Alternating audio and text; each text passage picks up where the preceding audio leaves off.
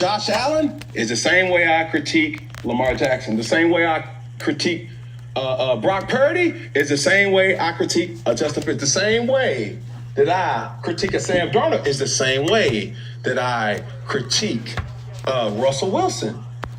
But the Jalen Hurts, oh man, Cam tripping. Hey. Oh man, Cam's taking like he's a hater.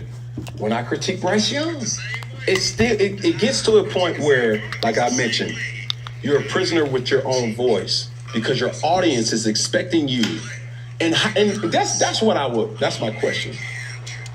You've been doing this for so long.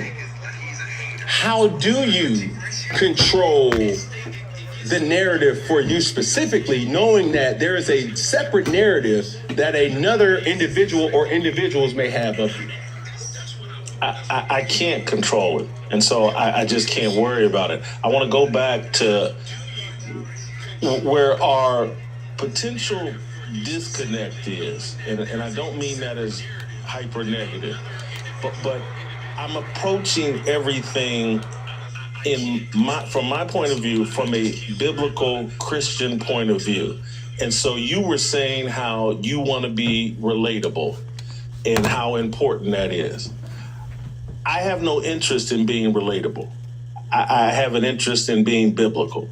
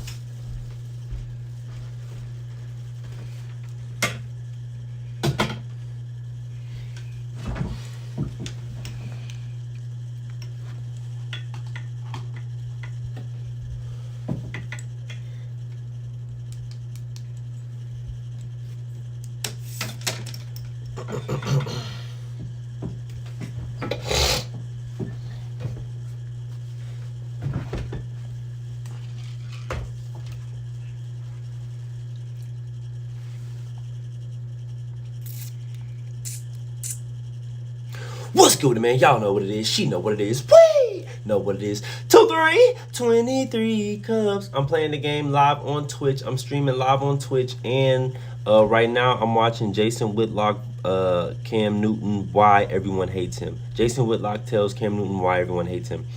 And yeah, so they were just talking about it, getting into it and all that shit. And yeah, I didn't have an opinion really about it until now. But before that, man, I was going to say something, man. What's up with all you girls and females and beautiful women out there? You beautiful ladies out there. You intelligent, smart ladies out there. The world couldn't exist without you.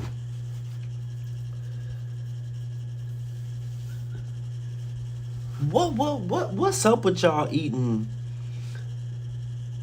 crab boils, lobster tails, oysters? Well, that's an aphrodisiac. That's a little different. Shrimps, ocean food, like seafood. Like, I get it. You know, I get it, but I don't. I don't. I don't. I don't want nothing from the ocean. You know what I like about the ocean? Because I don't trust the ocean. I know the aliens are down there, and I know everything is made from some shit with the water. It's a whole fucking. I'm telling y'all.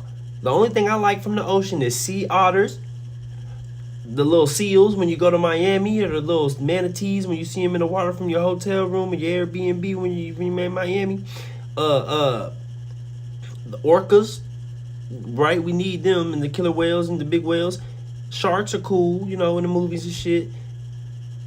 And catfish. Other than that, I'm not fucking with nothing in the ocean, nothing in the sea. I don't want to go on no cruise. I don't want to go, you know, swimming in the little coral reef. Cool. But besides that, bro, no. I don't want to eat no stingray. I don't want to eat no motherfucking crab boil with an egg with extra kitchen sink. I don't want to eat none of that. Y'all, I don't know how y'all do it. I really think the ocean is low-key hell. They just ain't telling us. It's some low-key shit. It's boy.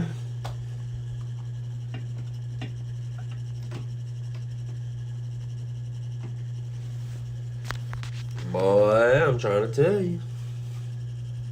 Till 3. Alright, so yeah, if y'all want to see what I'm playing, it is on motherfucking Twitch/23cups. And I don't want to fit in because I'm not of this world.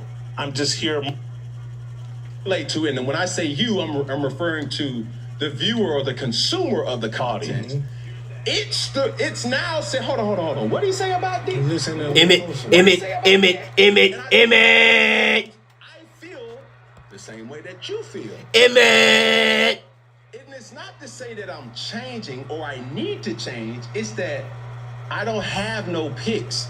I don't have no. The same way I critique Josh Allen is the same way I critique Lamar Jackson. The same way I critique Brock Purdy is the same way I critique Justin Fields. The same way that I critique a Sam Darnold is the same way that I critique. The same way I critique a Sam Darnold. The same way I critique a Sam Darnold. The same way I critique a Sam Darnold. That's a song. He made that a song. Look. Is it that you are a prisoner of your voice? Because when you talk about said topics, like you said, it flies over people's heads. But let it be a person that you like or that you relate to. And when I say you, I'm referring to the viewer or the consumer of the content. It's now say, hold on. What do you say about D? Listen a little closer. What do you say about Kit? And I think oftentimes I feel the same way that you feel. And it's not to say that I'm changing or I need to change. It's that I don't have no picks. I don't have no. The same way I critique Josh Allen is the same way I critique Lamar Jackson. The same way I critique Brock Purdy is the same way I critique Justin Fields. The same way that I critique a Sam Darnold is the same way that I critique a Darnold is the same way that I critique a Darnold is the same way that I critique a Darnold is the same way that I critique a Darnold is the. You know what I mean? But the Jalen Hurts, oh man, Cam tripping. Hey. Oh man, Cam's take is like he's a hater. When I critique Bryce Young, it's still it gets to a point where, like I mentioned, you're a prisoner with your own voice because your audience is expecting you, and that's what that's my question. You've been doing this for so long. How do you control the narrative for you specifically, knowing that there is a separate narrative that another individual or individuals may have of you? I can't control it. And so I just can't worry about it. I want to go back to where our potential disconnect is, and I don't mean that as hyper negative, but I'm approaching everything from my point of view, from a biblical point of view. And so you were saying how you want to be relatable and how important that is. I have no interest in being relatable. I have an interest in being biblical. And I don't want.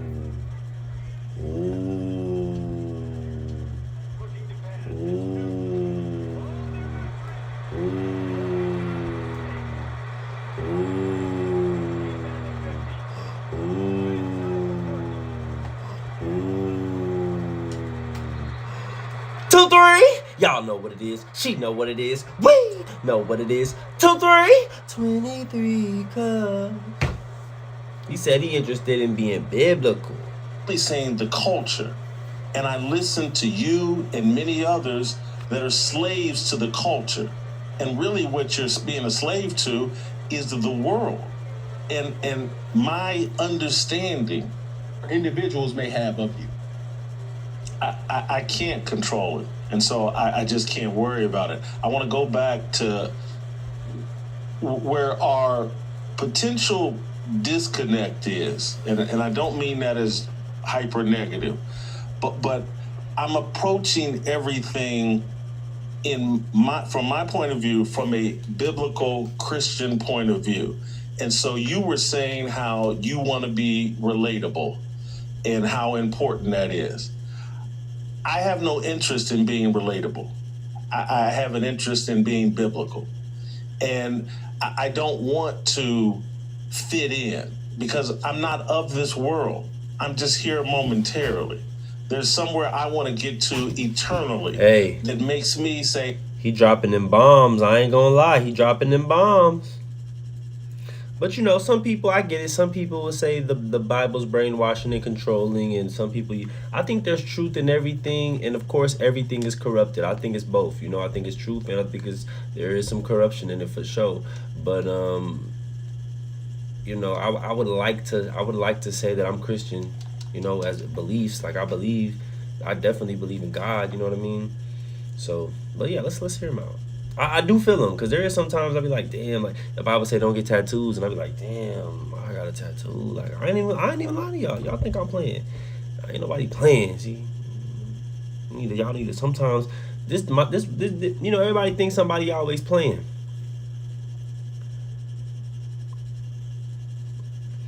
Maybe y'all the ones who need glasses. But I'm approaching everything from my.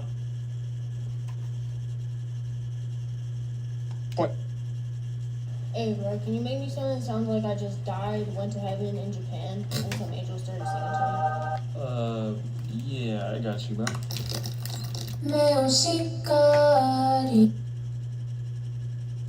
And I'm glad that you said what you said, because you are right. And when I have discussion points, whether talking about 4th and 1 or prepping for 4th and 1 or even Funky Friday,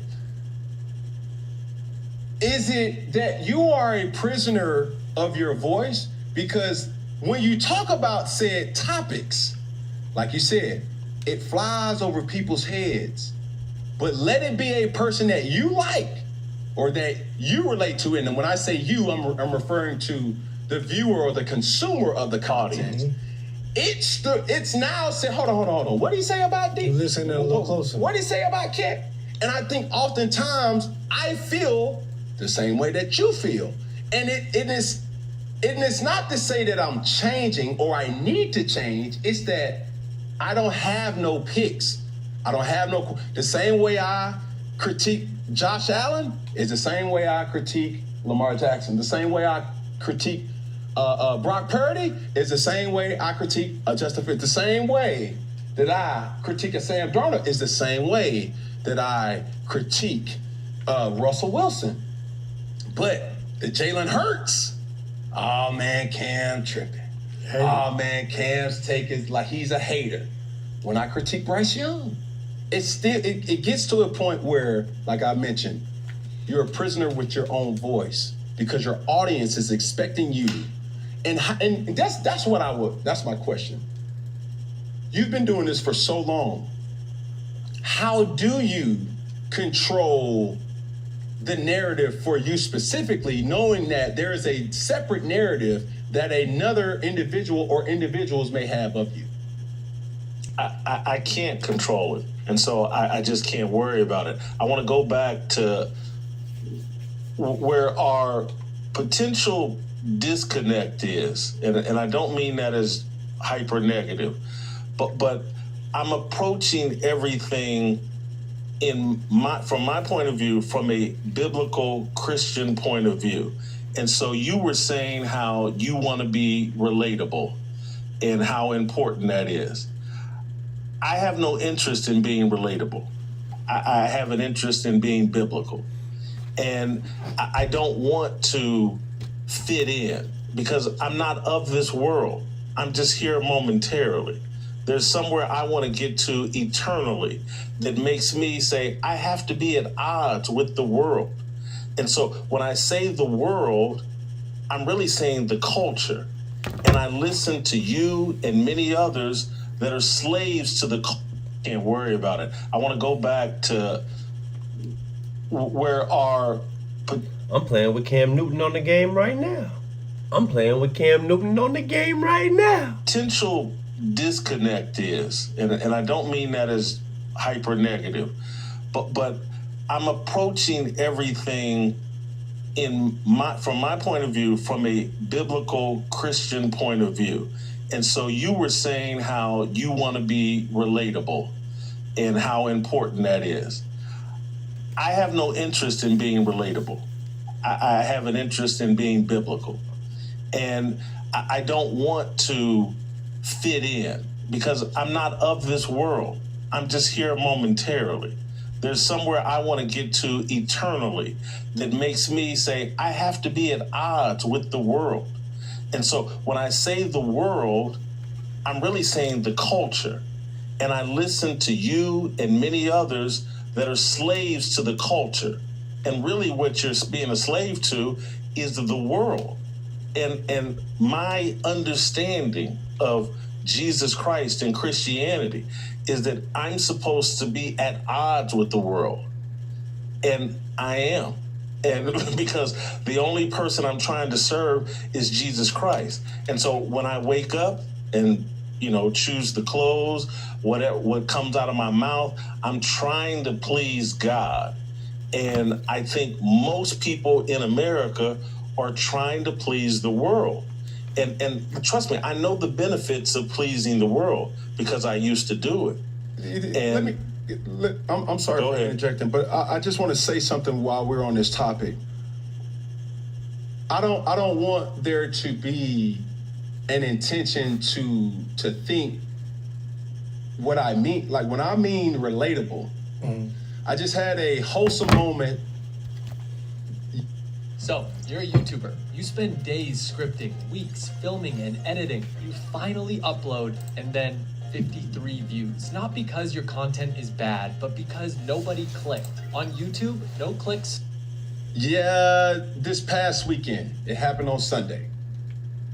I met my hero. It was Chris Lee, right? When I was growing up, there weren't a lot of black quarterbacks that went to Power 4, Power 5 at that time, universities that played as a freshman, that not just was black, but was a full-time quarterback that was used outside of their running ability. Chris Leak was the first individual that I saw that played as a freshman that was the real quarterback. And it wasn't platooning. It wasn't. Emmitt Smith is cold. Emmitt Smith is cold.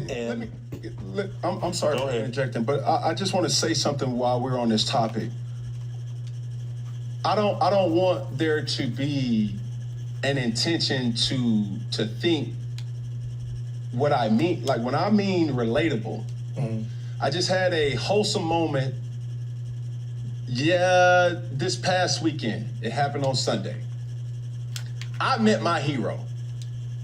It was Christopher Lee, Chris Lee, right? When I was growing up, there weren't a lot of black quarterbacks that went to Power 4, Power 5 at that time, universities that played as a freshman, that not just was black, but was a full-time quarterback that was used outside of their running ability. Chris Leak was the first individual that I saw that played as a freshman that was the real quarterback. And it wasn't platooning. It wasn't come out, do this. Another quarterback that empowered me was Vince Young. Another quarterback, Michael Vick. Another quarterback, contrary to what people may believe, Jamarcus Russell. Mm-hmm. All these are black quarterbacks that I seen myself into. So when I say relatable, it's not conforming to the world, or it's not to be liked by a specific individual. It's to be able to say, when my daughter sees Naomi Osaka, sees Coco Gauff, when she sees or hear about Serena Williams, it's not always to pray for certain things or to expect certain things. Sometimes they got a saying that says, seeing is believing. So if seeing is believing, if I can see myself in a journalist that looks like me, has some of the same things, that's what made Stuart Scott so legendary. Some of his similes and metaphors was something that was relatable to the culture. And it's not to say we wanted to be Stuart Scott and you make a face, but those things is what hits home to us to say, yo, he's cool like the other side of the pillow. Mm-hmm. Booyah. Like when he says certain things, certain cultures aren't able to relate. Booyah. What is that? Yeah. Like he's speaking to our speaking directly to it. So that's what I mean by relatable. It's like, yo, you don't have to cut your hair just to be on national TV. But I want to chime in. I know you got to say something, Jason. It's this, and where did this come from? This franchise QB stigma. I know you said earlier, it was like, franchise quarterbacks don't look that way or be this part. And I think this is this false narrative of a stigma. Emmitt Smith.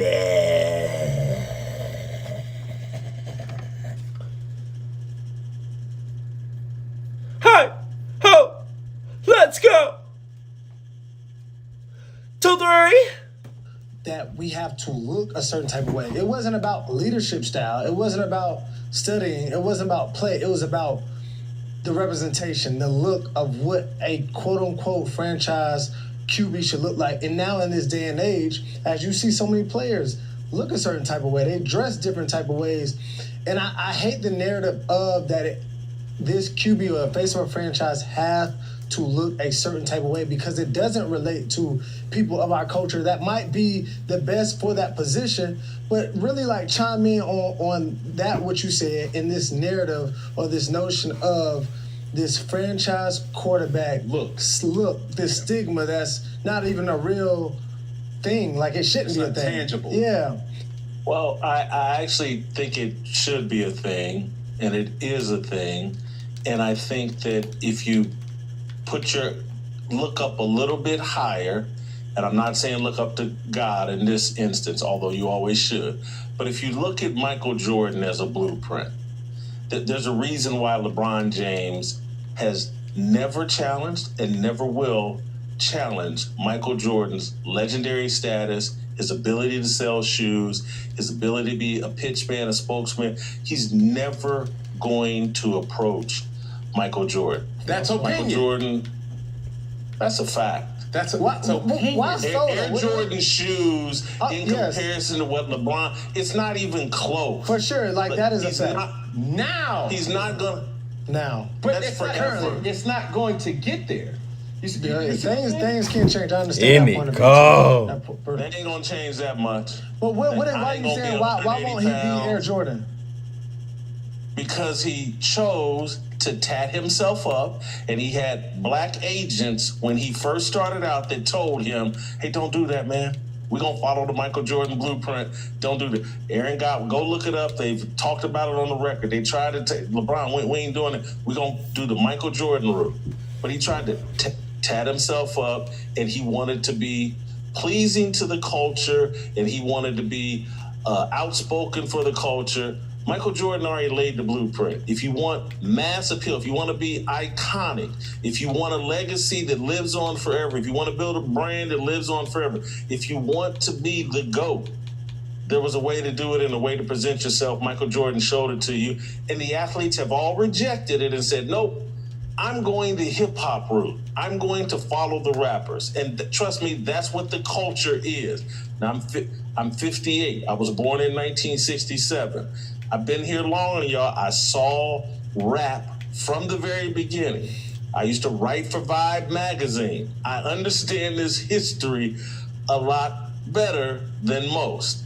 And again, the friends with rappers, all kinds of stories with rappers. I know who influenced and changed this culture and made athletes think, let me be a rapper, let me present myself as a rapper and as a dope boy rather than as an athlete. And they all abandoned the Michael Jordan approach to dress up like little rappers, and it doesn't have the brand appeal. It doesn't go as far as Michael Jordan.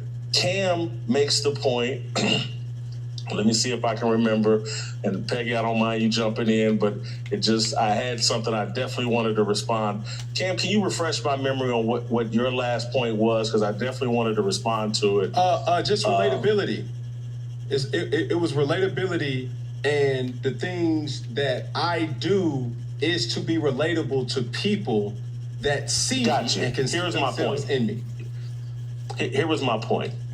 And so I was a mediocre mid-major college football player that figured out, hey, I want to be a great sports journalist. Okay. And I looked at, there was an old white dude in Chicago named Mike Royko. He's one of the greatest newspaper writers ever in the 60s his name one more and 70s. And Mike Royko, Royko. He was the greatest. And so here I am, black mama, black daddy,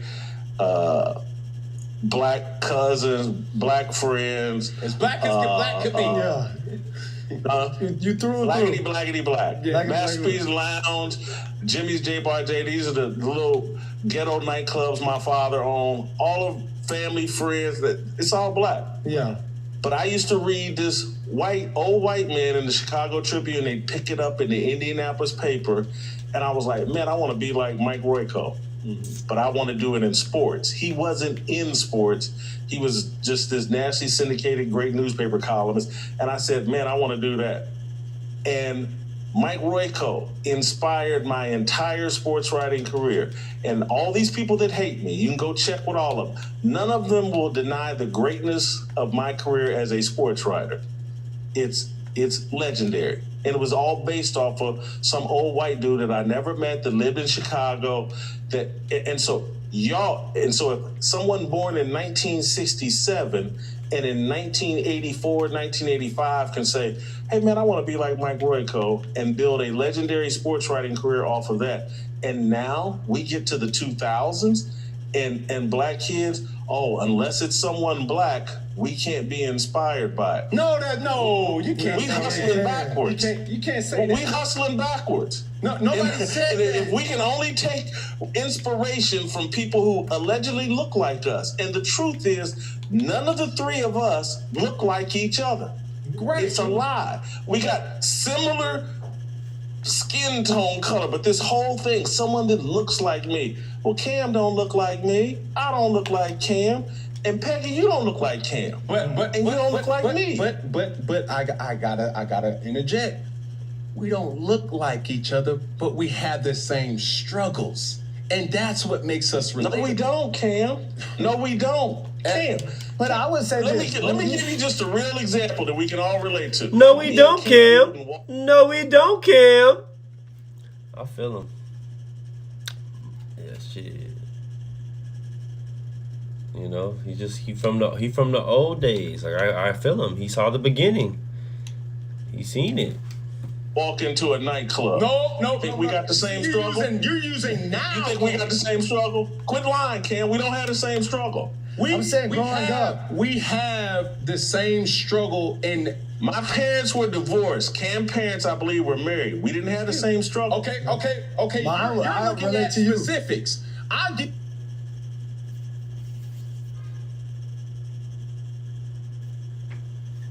you this.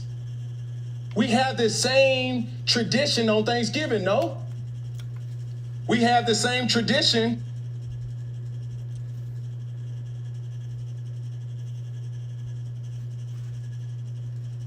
Cam, that's not a struggle, bro. You wildin' with that one. I fuck with you, Cam, but you wildin' for that one. You stupid, bro. Bro, that's not a. I bet you your mama's dressing wasn't as good as my mama's dressing, but we could compete with. But the real thing is, understand how are we all viewed as black We men? had That's what the I'm just saying. same. We had the same struggle or experience with when we say barbershop talk. No, hold on. He said We're something. all judged by the same people. Peggy, we have an audience of one. And if you don't have an audience of one, you can't relate to me. I don't care about you or any of these other people. I have an audience of one. And that's who I'm worried about, what that person thinks or what that God figure. Hey, I ain't gonna lie. When he be talking to these old men that are God-fearing and shit, they be on his ass. I guess, that's the energy of the world right now, the age of information. That's the shit.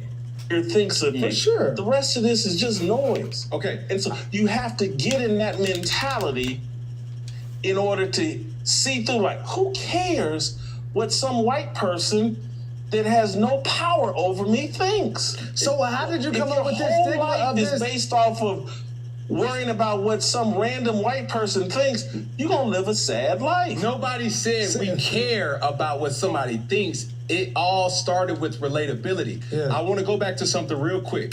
When you said the brand appeal that Michael Jordan had, there's this thing that a lot of people get misinterpreted with what made Michael Jordan Michael Jordan. It wasn't how he looked.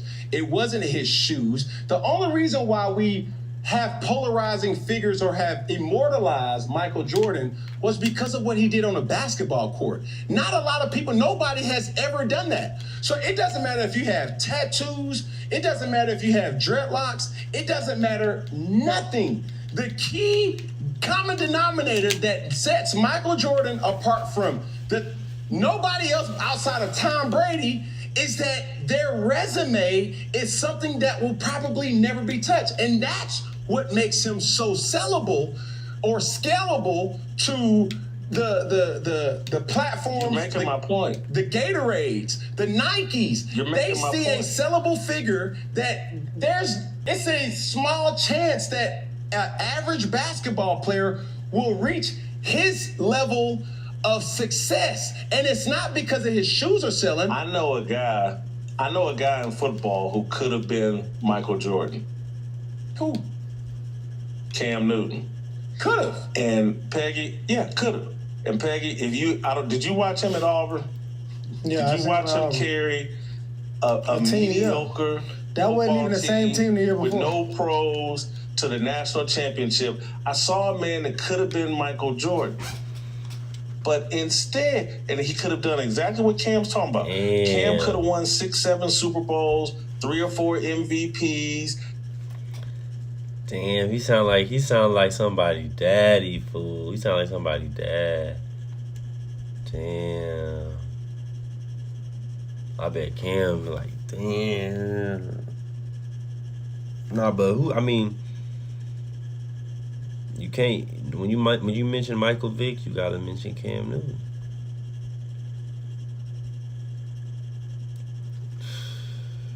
And could have had the resume that just said, would have made the dreads or whatever. I don't know what the hairstyle is called, the dreads, the outfits, all of that irrelevant. This man could have went out on that football field and been Superman for 15 straight years and won 3 or 4 or 5, 6 Super Bowls and MVPs, and he could have been Michael Jordan. And if I were Cam's agent, me and Cam would have been having knockdown, drag out fights, wrestling with each other. Like, I'm gonna make you Michael Jordan, and Cam is sitting out there. No, I want to be 2 Chainz. Never. And I'm like, never. So you saying clothes and hair? Y'all know I hate to use that word, but I was like, man, you can be Michael Jordan.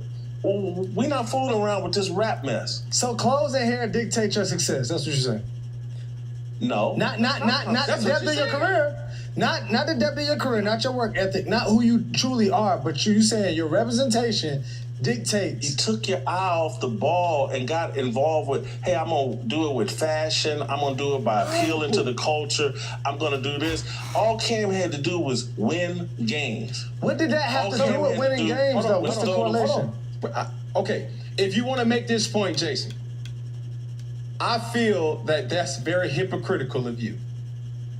Because you don't like fashion? I'm not anti-fashion. When I would see you on Speak for Yourself, you used to wear hats and you was drippy, as I would deem, right? You don't wear hats no more. For a fat person, I was drippy. But did it take away from your... But listen, they call it more wavy that than drippy when you're my size, but go ahead. From what your voice Wavy, was crazy. speaking. Do you understand what I'm saying? You wore hats, you wore suits, you wore certain things that you may deem, hey, I want to look nice. I want to look like I can present myself. Distinct. Correct. Okay, distinct. Perfect. Now, let me ask you this. This is why I say it's hypocritical. Talk to me. Well, you talked about sports, right? What gives you the right to talk about politics? Did you? You took your, so you can say you took your eyes off the prize. So it's like when it comes to athletes and you use this visual aesthetic, trying to compare visual aesthetic to on-field or on-court success or resume success, when we think about Jalen Hurts, you would say he's polished, right? Yep. Well, He came with a big chain on. but when Jalen Hurts was at Alabama, he did not have hair. He had locks. Okay, why do we look at Jalen Hurts different than we look at Lamar Jackson? Maybe his dialect, the way he speaks. So this is I'm trying to give you examples that what you're saying is not true.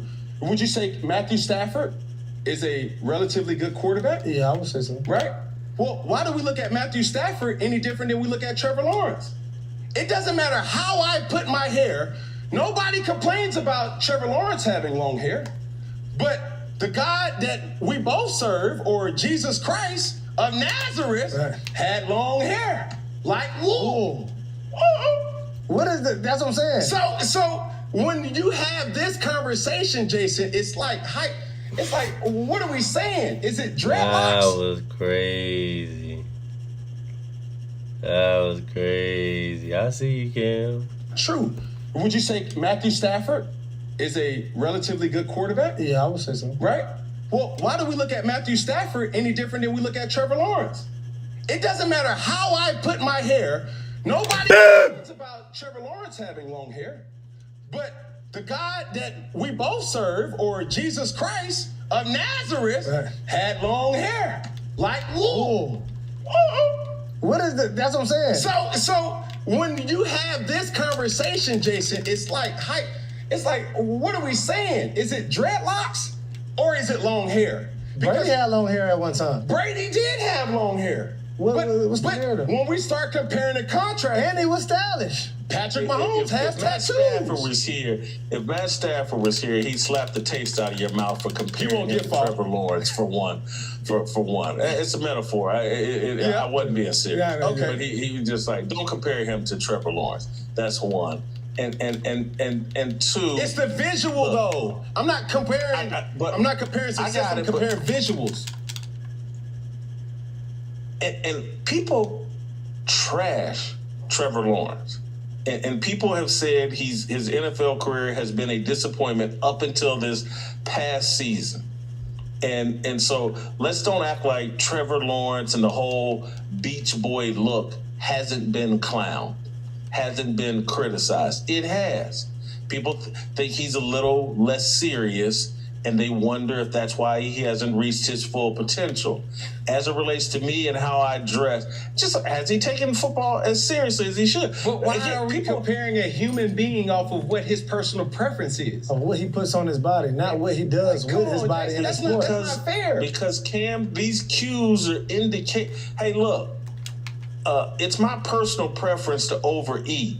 People make assumptions. Hey, this dude's lazy.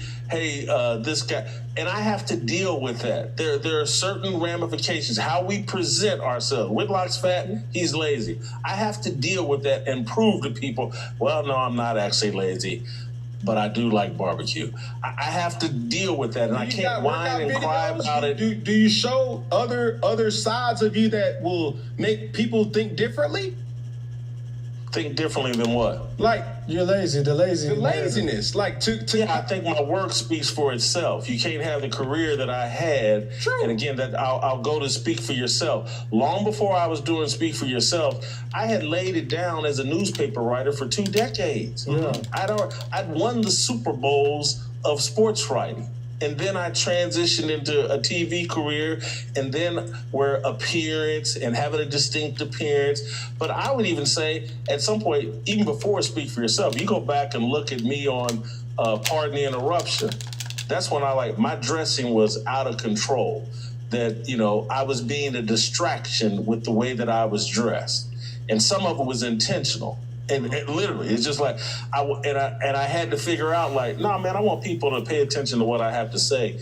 Let me tone this down. I don't want people trying to figure out what's he wearing and what's that, blah, blah, blah. I want them actually focused on what I have to say. And that would be my critique of you, Cam, because what you have that most people do not have in this line of work is you're not scared.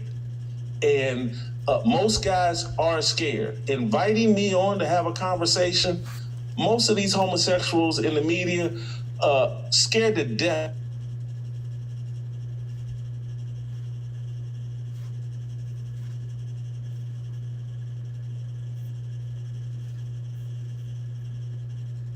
Of me. You're not scared. And that will carry you far. And you have an interest in hearing what other people have to say. And I'm not trying to suck up to you because I say all this stuff when you're not around. And when I see clips of you that I enjoy, I share them and say it. This ain't me sucking up. But the other advantage you have is a father who I know poured some things into you, and because it comes out. It seems like to me you're fighting them, but they come out. I can see them. Your heart for young people, that's from your mother and father. Right. And so you're just wrestling with the same way I wrestled with my father. And used to live in a strip club and all of that. Just a bunch of stupid things that I used to do. But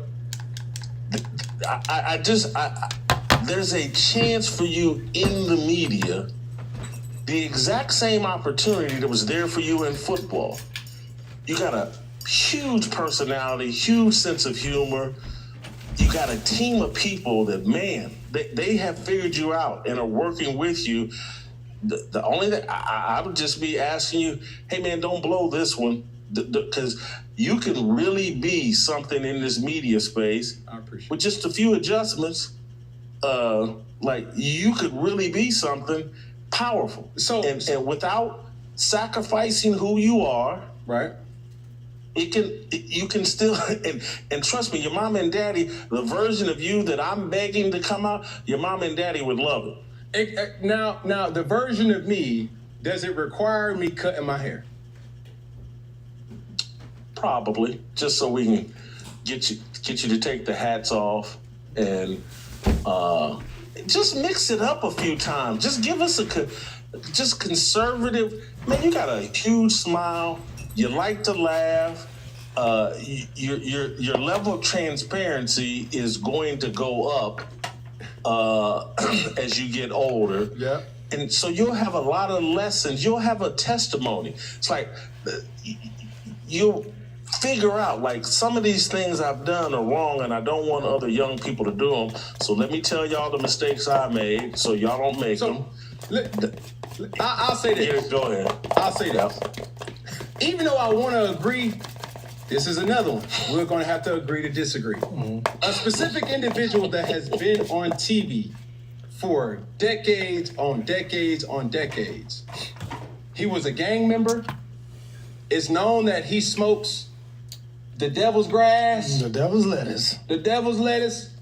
And some way, somehow, Snoop Doggy Dogg is still in America's living room. Yeah.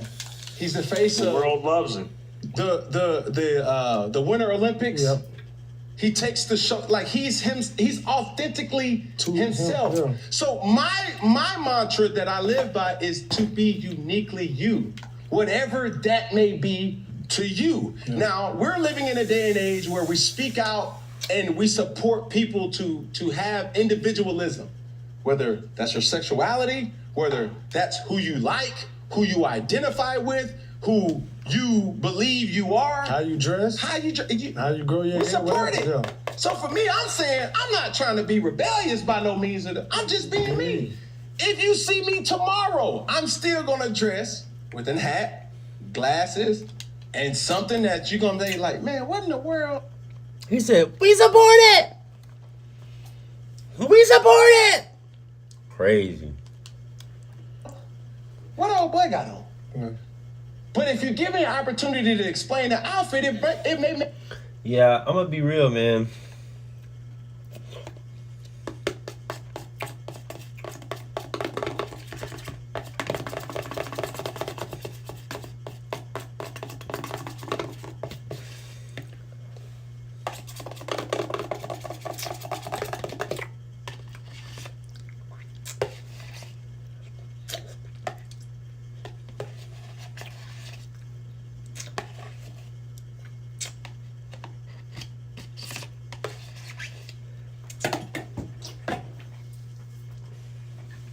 I don't think it's healthy for certain environments, but I don't think we should like treat people different. But at the same time, I don't think people should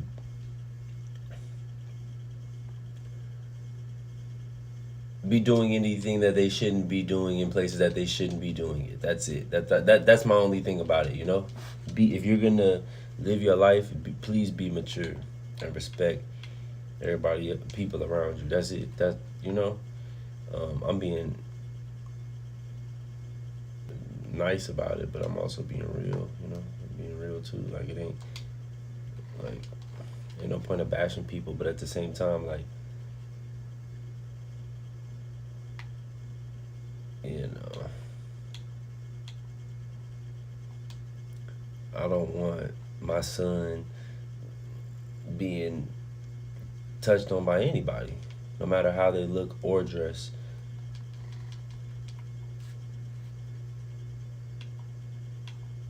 So that's that, man.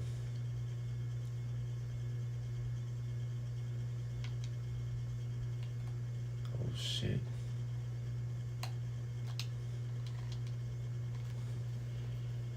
Make sense to you, or it may not make sense. Yeah. I'm cool either way.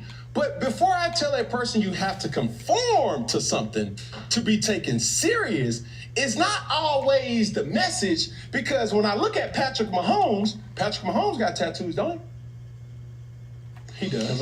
Yeah. Right? Arms, yeah. He has a On his legs, I think. Yeah. a tattoo is a tattoo, Mr. Jason. I got it. I got He has a funky haircut, don't he? Yeah, you know, it's not a fade. He It's used been to. it's been a mohawk for years. Curls. Now, when you talk about Tom Brady got multiple baby mamas, don't he? Yeah, that's true.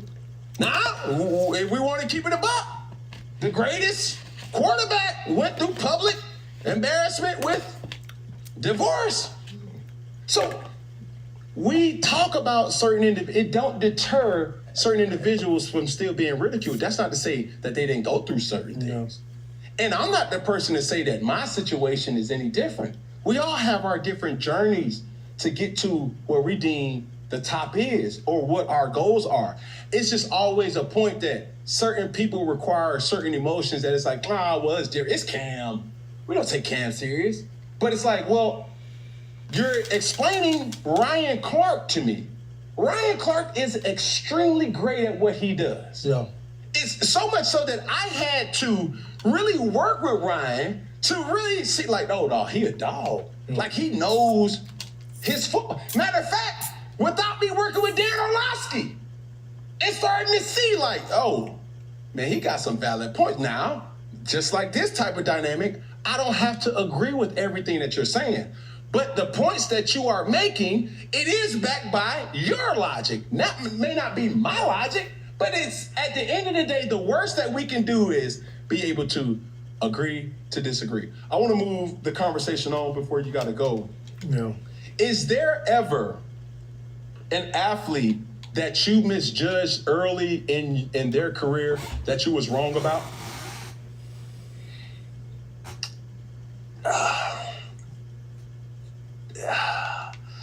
Yeah, I'm gonna give you the answer that you're not gonna like the answer. Okay.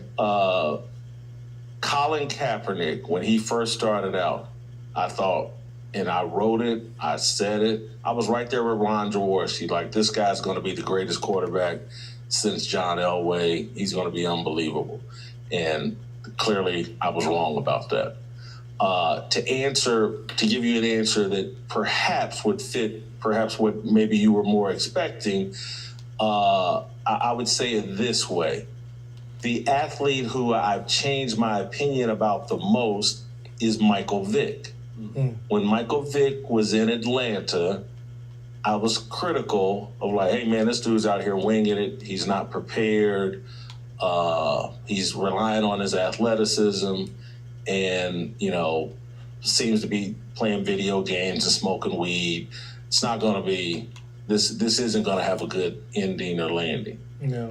Now, on the other side of Michael Vick getting sent down and put away for a little bit, Michael Vick's one of my favorite human beings on the planet. Love Michael Vick post the dog situation and all of that. Yeah. I will defend Michael Vick to the ends of the earth. When the man came out of jail and people were saying he didn't deserve a second chance and how dare Andy Reid and Philly, I was like, man, are you nuts? This man done served his time, and, of course he deserves this opportunity. Love that he's gone into coaching.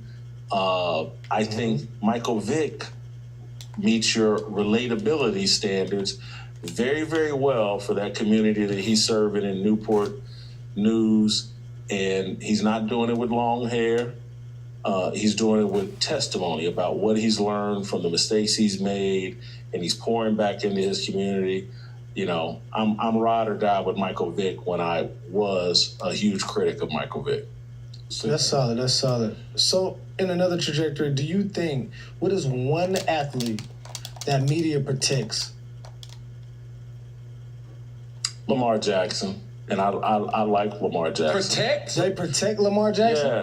Yes. They don't, because it's a two-part. It's one athlete that media protects, and then one athlete that media unfairly attacks. So you said they protect Lamar. Why? They protect Lamar. Well, Lamar Jackson and Shedeur Sanders. Just go back to draft day when, he was one of the most unique quarterback prospects we've ever seen, and people didn't know what to do with him. He's represented by his mother, which is a unique situation.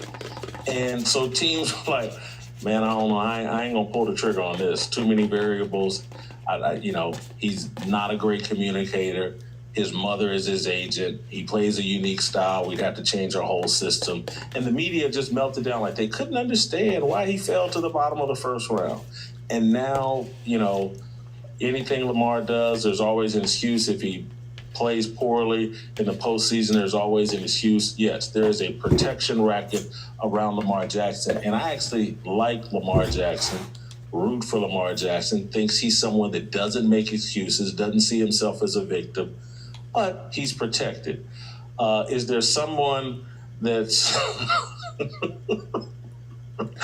I just thought of this answer in real time. The media goes at Brett Favre, and I know that's going to make people's heads explode.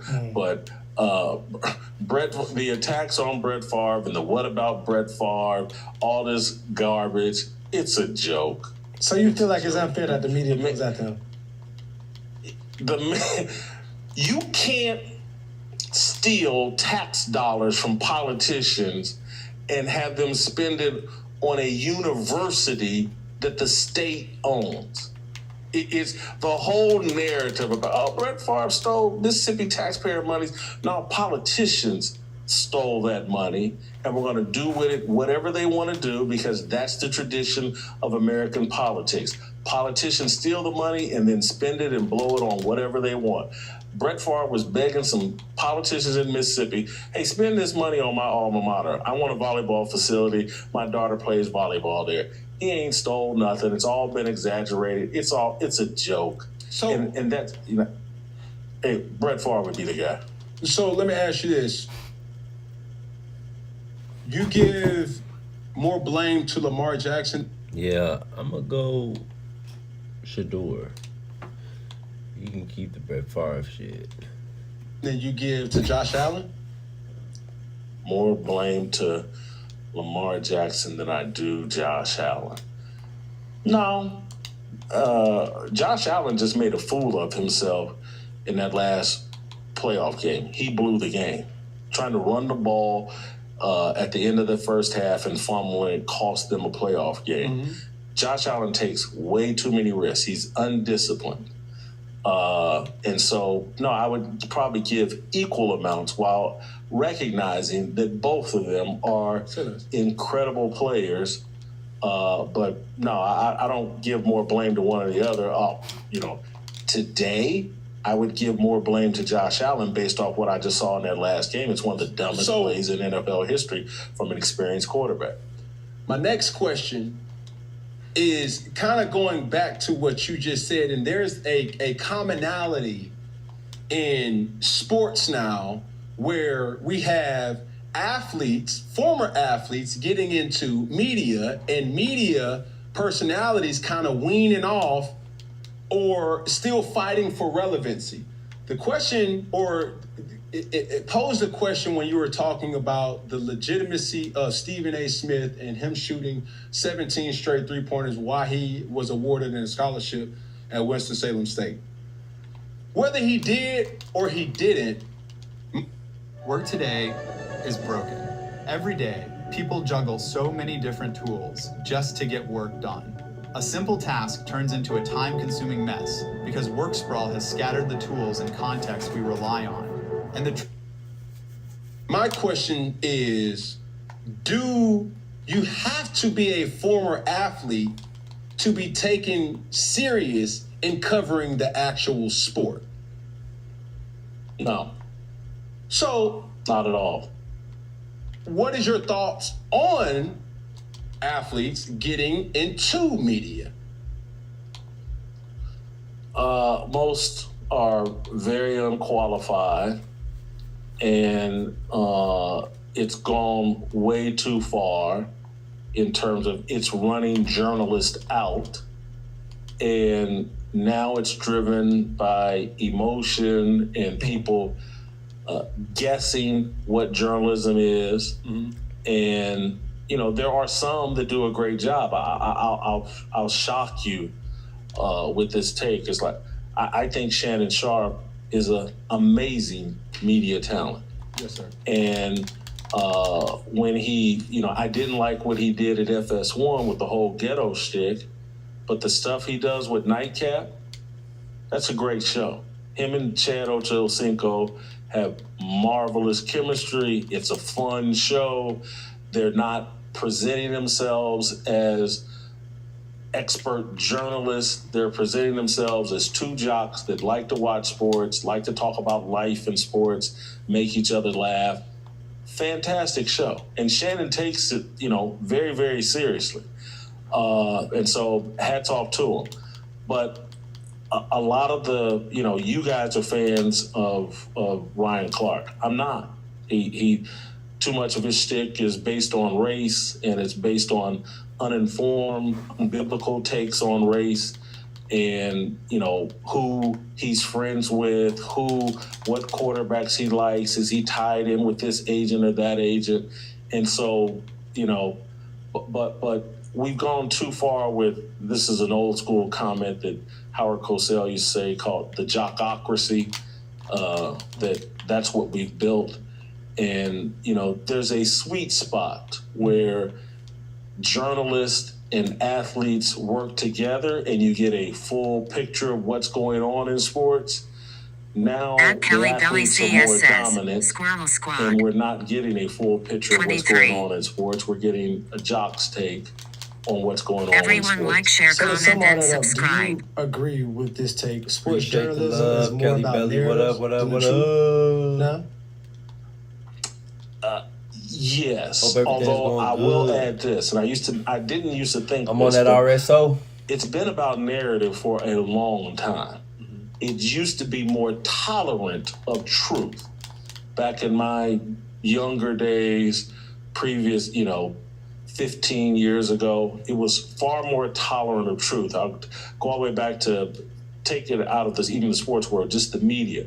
A guy like Mike Royko, who won all these awards and was in every newspaper basically in America, he couldn't even exist in this environment we have today because it's so hostile to uncomfortable truth.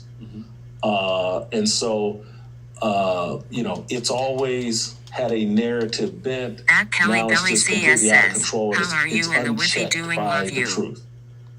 Doing good. So doing great. before we You get out already of here, know, we man. want to do a quick response, one sentence answer, Rapid fire. rapid fire. You ready? You take one, I take one. Yeah. Yes, sir. The best quarterback in the NFL right now, who you got? What about you? It's still Patrick Mahomes. What about you and your people? And it's still Patrick Mahomes with, Josh Allen and Lamar Jackson fighting for number 2. All right. Most overrated sports personality right now. I've already answered that question. No reason to reiterate. Stephen A. I'll be remiss if I didn't ask this question straight up, and you can do with it how you deem. At What Kelly is Belly it CS between says, you and in Stephen good. A. Smith?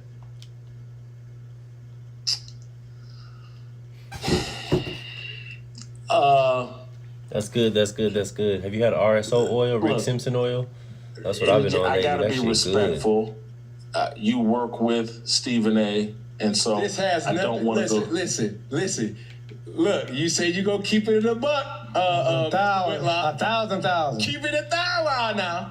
At the end of the day, I'm cordial with Stephen A. Smith just like I'm cordial with anybody else. It shouldn't come with a filter preface with it, and it's not to say that I'm about to sit there, hey, I got you. No, it's just a simple question. No, your words, your statement. What is it up Look, with man, you and Stephen A? I've done the homework on Stephen A. He's fraudulent. He's lying about his college basketball career. He's admitted he's lying about his college basketball career.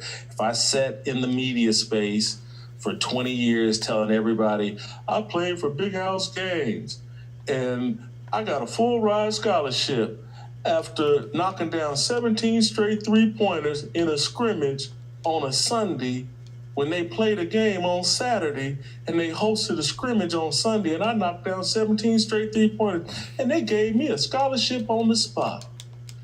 Anybody familiar with HBCUs? Anybody familiar with Winston-Salem State and how little money Winston-Salem State has and had back then? They're not giving out scholarships on the spot to anybody. It's all a lie. And I've done the homework. And he runs around Kelly with these Belly. former teammates. There's some dude named Gary Stevens. Belly. If you go back and look at the newspaper articles like I did, Hope everything going Gary good. Stevens was some 6'3" guard. The Gary Stevens that Stephen A. runs around with is some 5'9" midget who played basketball up in New York for some school called Old Westbury.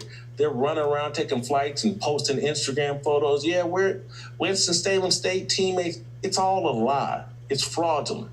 Everybody has seen someone like Stephen A. Smith, who in 4th grade, by his own admission, got held back because they thought he was retarded. When he was in 11th grade, his counselor laughed at the thought of him going to college.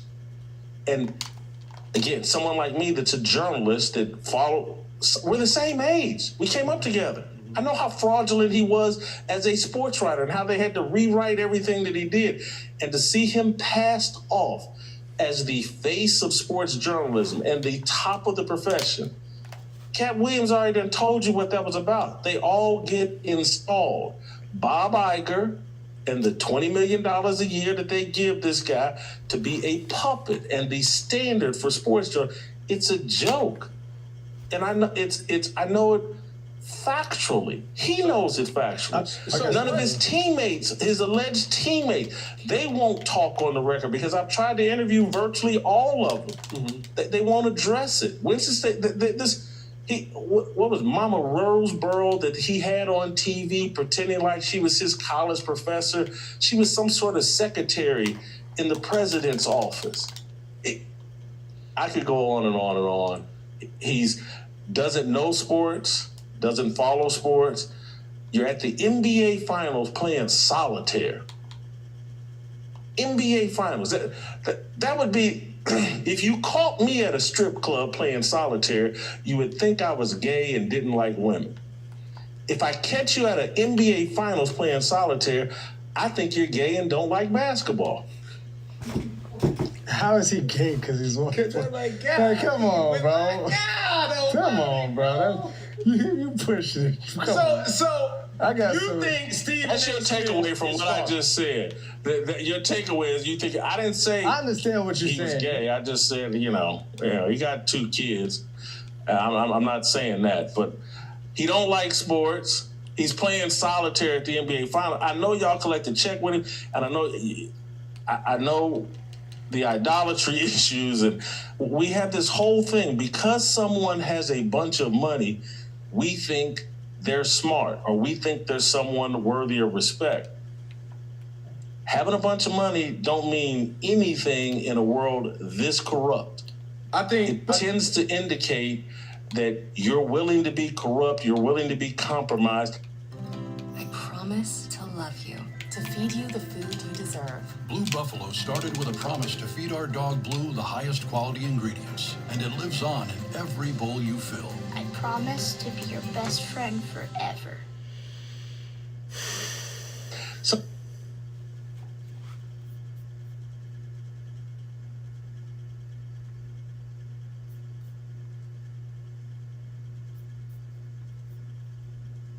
So I'll say this, right? As long as Bob Iger, Disney, is giving me the opportunity to expand my platform, I don't feel a way like you feel. They've been unbelievable to me. don't ask me, ask Cat Williams. Cat Williams is the one that told you how this game operates. Blame Cat Williams. He told you how to get installed. And a lot of it has to do with bending over. Period. End of story. I can. That's aggressive. Yeah. That's very aggressive. You asked, Cam. I sat here and said, That is your take. That's true. You're right. That is You're true. right. That's You your asked. opinion. You're right. That is your opinion. You are absolutely right, Mr. Whitlock. Who am I to tell you you're wrong or right? But with working with Stephen A. Smith, right, and I see how people attack him, I think he is the peak of the spear in sports journalism, whether we want to agree with it or not. How he got there is his story to tell. I'm not sitting up here insinuating that there was any type of illegitimacy to him just working hard, That's what I'm taking saying, his yeah. time to be. think he made 17 straight threes. I don't know if he did or But not. what does that have to do with But his that got sports to- takes? Going back to the tattoo. It has a lot to do when your whole persona is based off of, hey, I was a former college basketball player, that's why I know the NBA, blah, blah, blah. He's built an entire brand around being a basketball guru because I played at Winston-Salem State under Big House Games. It has trust me, if you found out I never played football at Ball State, it would undermine my credibility. Because that has been part of my brand. Yes, sir. I understand that. No, that was my main thing about it. It's like, even where he is now, do you discredit all of the success? Like you said, man, I did 20 years writing and building my career to be where I am now. And my biggest thing is, too, is like, as you talk about Stephen A., you once was in that space, right? On mainstream media. Like, what was your turn and your change for you not to be in it as of right now? Because one let me slow down. A day and a time in a life, you were that. You were, I guess, on the rise to try to be a face of a brand on mainstream media. So as you talk about Stephen A., that's my head scratcher, is like, what's your change of events? What's your change of heart now? What transpired was my faith walk went from 0 to 180. That I got humbled in 2013, 14, parts of 15, the second time I went back to ESPN and got under attack by the Alphabet Mafia. The LGBTQIA plus BLM Alphabet Mafia attacked me. They attacked me. And it humbled me, and it made me think, I got to get right with God. And if I can't be somewhere where I can talk about God while talking about sports, while talking about anything, I need to start my own deal where I can talk about things that are not supposed to be talked about. The fact that the world caters to the Alphabet Mafia is something that I wanted to be able to talk about. You can't do it on ESPN or Fox Sports. That's a no-no because they have to answer to the Alphabet Mafia. I don't want to answer to the Alphabet Mafia. And so I have decided that I've made enough money that I want to start my own thing. And if I never get any richer, and even if I get poor, I don't care. Okay, most underrated sports personality.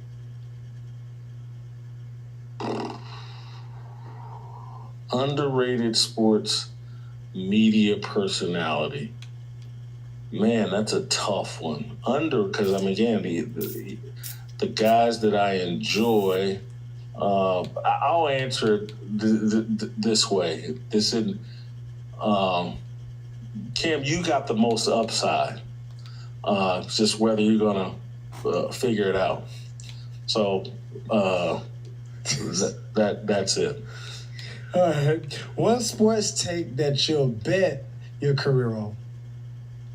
Sports take that I'll bet my career on. Correct. John Elway is the greatest football player of all time. Now, the 1A on that is, do you think that John Elway is the best former athlete, best sports executive of all time? No, Ozzie Newsome is. Okay. I would, off the top of my head, and Jerry West maybe in basketball, but you got John Ozzie Newsome is. Ozzie Newsome. Magic. Not Magic. Magic's my second favorite athlete of all time. Magic used to date my sister when I was a little kid. Love Magic. Well, there you have it. That used to be a hell of a flex until about, 91, 92? Man, last thing, man. Real rapid fire, man. Last thing. 3 words to describe Jason Whitlock. 3 words to describe Jason Whitlock. Fat, Christian, that'd be number 1. Outspoken. Say that. There we have it. Well, there you have it. Mr. Jason Whitlock, man, it's been a pleasure, bro. Appreciate you and trusting us and coming on our platform, bro. Yes, for sure. since I was using Game of Thrones analogy, I would like to label myself a Lannister. And as long as I owe you, I do repay debt. So whenever you want me on your platform, bro, let's lock it in. I'm looking forward to it. Appreciate you once again for coming on 4th and 1, dog. Let me ask you this. Would you ever come to Nashville? I've been to Nashville numerous times. Matter of fact, my brother went to Tennessee State University. Oh, awesome. Awesome. Maybe I can get you and Peggy to come to Nashville and we can do the show. We can do a show from here. Absolutely. Sound like a plan. Looking forward to it. Just send your jet. We'll be good. We'll fly you first class. From Atlanta, that's a short flight. Yeah. Listen, looking forward to it, bro. Thank you. Thank you again. Thank you. Woo! Peggy? Oh, That's what you asked for, ain't it? I know, man. So real quick, What's up? and I know we got to end things here, but initial thoughts about it. Reggie Furter, Cam In Newton. some ways, but I do think some stuff is dated. I think it's a way of the new representation of what a quarterback or a icon. I think that's different nowadays. Yeah. And one thing I do respect about him is his opinion on that.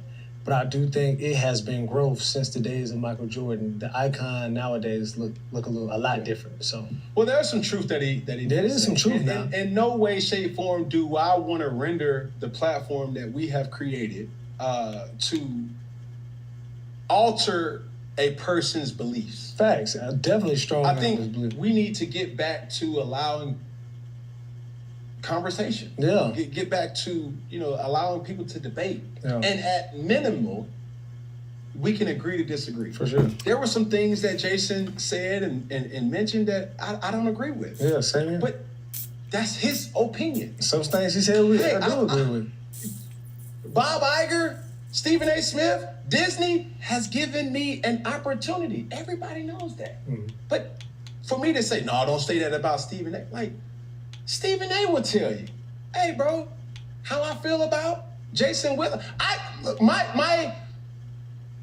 Him coming on this platform now made me respect him even more. I've always had respect for, Jason Whitlock. But for him to stand on business is something where he knows he's controversial. Mm-hmm. You know what I'm saying? He knows what people say about him, but that still doesn't alter. I can relate to that. Mm-hmm. And, above all, we should always have the opportunity to be able to chat, especially amongst, members of the media, because everything that I say, I don't expect a lot of people to agree To with. agree with, yeah. for sure. I have a newfound respect for Ryan Clark. I have a newfound respect for Stephen A. Smith or Dan Orlovsky because I've been able to work with them on a day-to-day basis. Correct. I started with ESPN and I seen Molly Karam. And then all of a sudden you start to, have opportunities to talk to the L. Duncans and the Shays of the world. And you have so many different personalities and it's just like, this experience is cool. Yeah. So I'm not expecting everybody to have my experience, No. but you can't shift another person's thought process just because of your own process. But that's how you change the world, by allowing people to express themselves and really listening. We might hear people talk, but we don't listen. And even though you don't agree, you don't have to agree. But at least I know where you stand. Yeah. And I respect where you stand. And you said something. Listening to understand Yeah. and not just listening to respond. Mm-hmm. That's very key. Yeah. So once again, man, shout out to Jason Whitlock and his For sure. platform, man. And I know he's very polarizing, especially to what he may deem as what is the culture. Yeah. But, it's cool. Yeah. Is that it, Peggy? That's it, boo. I said, is that it, Peggy? That's it, boo. We're gonna add a finger then. Okay. Gonna add a pinky then. Okay. Gonna add a pinky then. Whoa. Hey, gonna add a finger then. Y'all. Yeah. I said the finger. I said the pinky. Can't forget the all together, one love. You did. And that's how I rap. Appreciate the love, man, Kelly Belly. Whoever's in the building.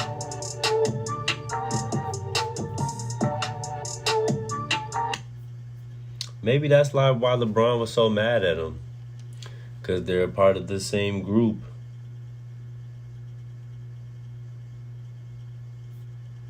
Could be.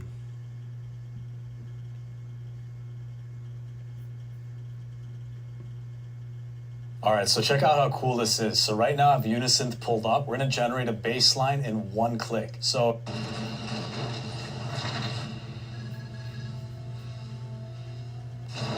All right.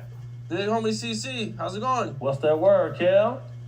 Hey, nothing much, man. You got somebody with you today. Oh, yeah, that's my right-hand man, Lil Fluid. Yo. What's up with you, Cam? What up, man? Good to meet you. Nice meeting you, family. All right, I'm going to get right into it. America bombed Iran, and it just came out. Here we go, fourth down. Newton's Law. All right, you guys, where to begin? Well, the Turning Point USA Wikipedia entry got...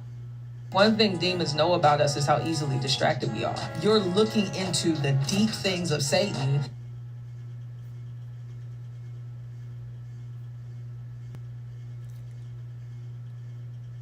Angelic beings slept with human women.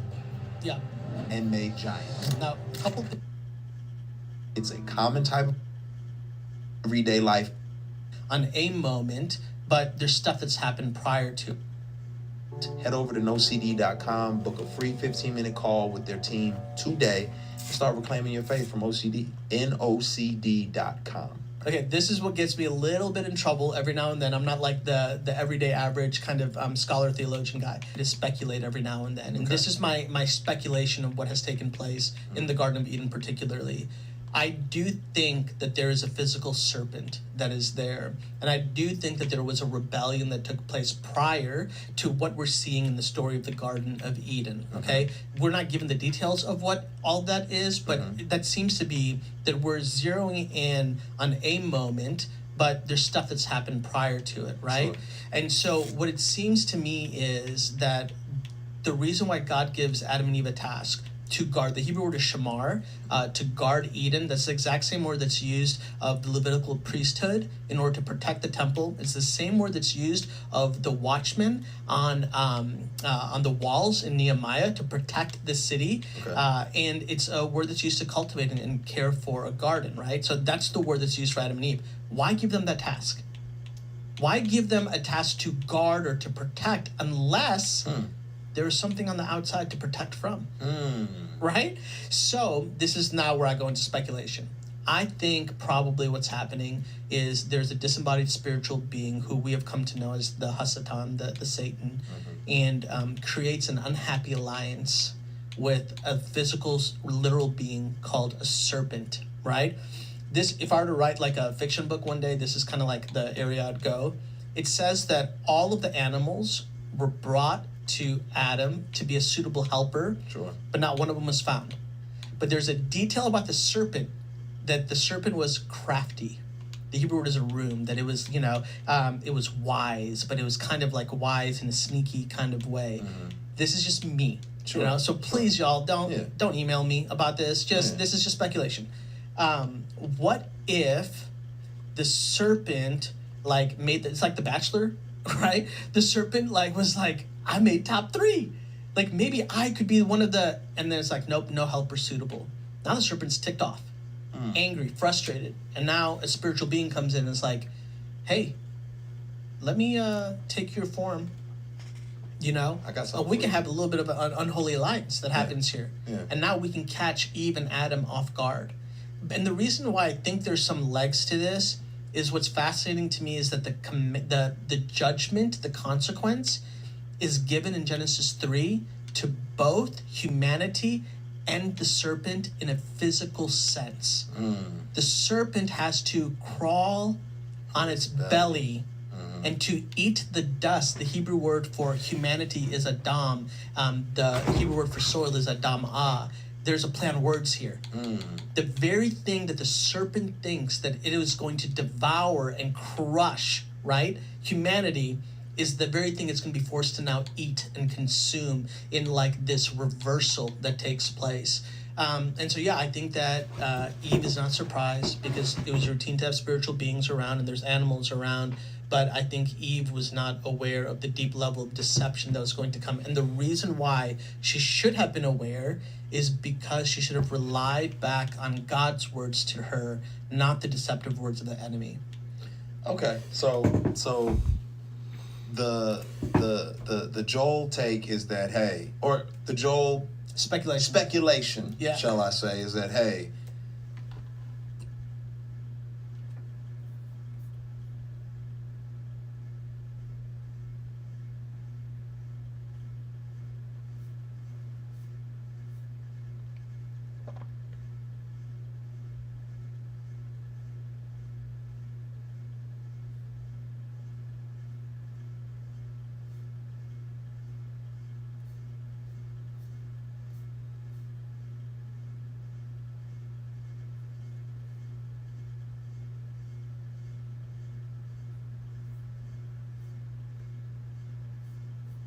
Music is one of the best ways to express your feelings. That's why today we're gonna do something.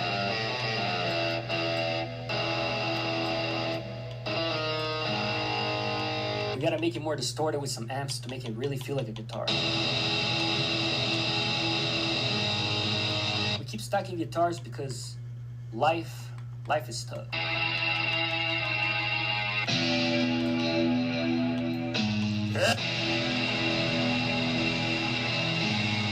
Alright, let's do the bass. To make room for the bass, we gotta cut the lows. So we're gonna do a 40 huzz.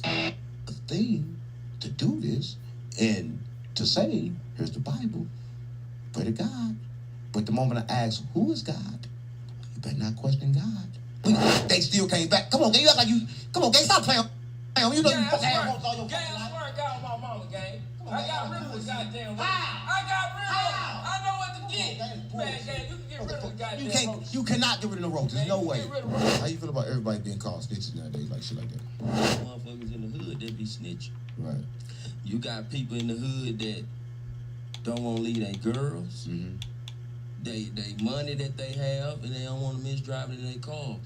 So they gonna do what? They gonna tell you. Your brain is the last thing that you should listen to. 50 a real nigga. Yeah, for Tell me why you feel that no. Because he got a real big booty. Because he got a what? Because he got a real big booty. So that makes